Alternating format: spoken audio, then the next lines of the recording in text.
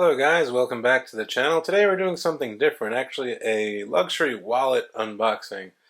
Now I'm not really one to wear luxury men's items, although I do have a couple items. In the past I've had a Ferragamo leather wallet, and I used it for a while, kind of got sick of it, and I lost it. So for this holiday season I bought myself something early. I'm not a huge fan of Louis Vuitton, but I do like their men's wallets. And today I just got back from the Louis Vuitton boutique over in Roosevelt Field Mall in Long Island. They have a nice little boutique there. It's not too crowded and you're able to get pretty good help.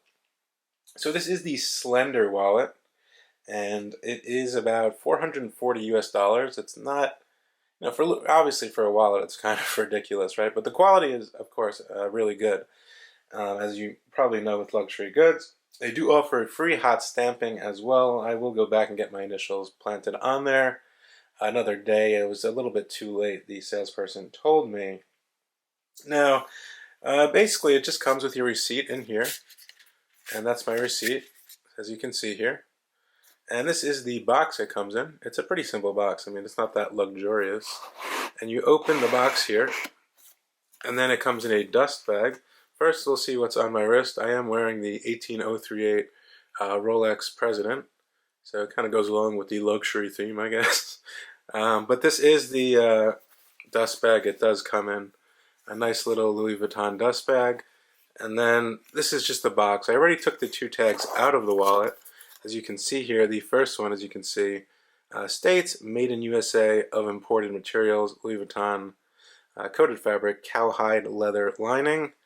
And then the other tag here just states the wallet, and the number is 61208. That's N in the beginning, just like a tag. And that's pretty much it for the box. Now let me take this out of the bag here, and voila, there's the wallet. So as you can see, there are many different styles to choose from. This happened to be my favorite, the checkered style. And this one, it's the same leather and stuff, I believe, as the other ones. It's an ebene color, or E-B-I-N-E, ebene or ebon, however you pronounce that. And it's it's not the most popular standard style with all the L and the V. I'm not really one to show off something that says LV, LV, LV. I don't really like that. Although it does state LV right here at Paris, I do like that. I just like the checkers. Kind of reminds me of a checkerboard or something of that nature.